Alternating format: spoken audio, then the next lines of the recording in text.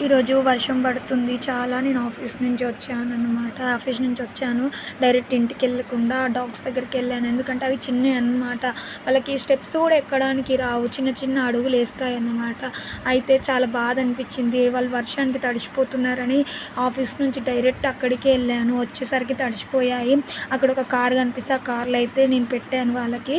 అయితే ఎవరైనా పెంచుకుంటారేమో తీసుకోండి. ఆ గల్లీలో అయితే ఎవ్వరు కూడా చూడరనమాట. నాకు చాలా బాధగా ఉంది. ఇక ఆ కుక్కలని సేఫ్ చేయలేకపోతున్నాను. ఎవరైనా ఒక్కొక్కరు తీసుకుంటేనైనా అవి సేఫ్టీగా ఒకరింట్లో హ్యాపీగా బ్రతుకుతాయనే నేను అలా ఫీల్ అవుతున్నాను. ఎవరికైనా కావాలంటే నాకు మెసేజ్ చేయండి. ఇక్కడికి ఇవి అన్నం కూడా తింటున్నాయి. ఇప్పుడు పెద్దగా అయ్యాయి.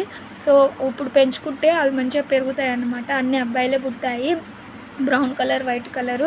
ఆ గల్లీలో అయితే ఎవ్వరు కూడా అన్నం పెట్టరు. నేనైతే రోజు ఒక నైట్ పూట వెళ్ళి నేను అన్నం పెడతా. అది కూడా 12కి పెడతా. ఎందుకంటే ఆ గల్లీలో అందరూ తిడతారు, అన్నం పెట్టకు, మీ ఇంటికి తీసుకుపో అంటారు. కానీ మా ఇంట్లోనే చాలా బోల్డ్ కుక్కలు ఉన్నాయి. అసలు ఆ గల్లీ అంతనే చిరాకు వస్తుంది. పాపం ఆ పుట్టిన పిల్లలను కూడా వాళ్ళు కాపాడరు. వాళ్ళ ఇంట్లో పెట్టుకొని అవసరం లేదు. కనీసం కొంచెం వర్షం వచ్చినప్పుడైనా షెల్టర్ ఇవ్వట్లేదు. ఎండాకాలంలో పుట్టింది. ఎండకి మొన్న ఏడుస్తూ ఉన్నాయన్నమాట. అయితే ఇక వాళ్ళ మమ్మీ సరిగ్గా పాలు ఇవ్వదన్నమాట. మా చెల్లెనే పాలు పట్టిస్తుంది. ఆ రోజు నేను లేనన్నమాట. ఎండ కొడుతుంది. ఆఫీస్ నుంచి కాల్ చేసిన ఎండ కొడుతుందేమో బొంత తడిపి వేయండి అంటే బొంత తడిపి వేసినాక హాయిగా పండుకున్నాయి అన్నమాట. వాళ్ళ మమ్మీ సరిగ్గా పాలు ఇస్తలేవు. అప్పటికి ఇంకా కళ్ళు రాలి చిన్నగా ఉన్నాయి అవి. పెంచుకోండి. ఇప్పుడైతే పెద్దగా అయ్యాయి కొంచెం. ఇప్పుడు నెలన్నర అవుతున్నాయి. చాలా బాగున్నాయి, వైట్గా ఉన్నాయి.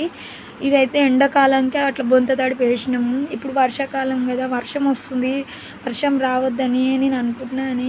వర్షం వస్తుంది. అవి వర్షం వచ్చినప్పుడల్లా తడిసిపోతున్నాయి. ఎవ్వరు కూడా వాటిని చూసుకోవడానికి లేరు. ఇప్పుడు హాలిడేస్ కాబట్టి ఎవరో పిల్లలు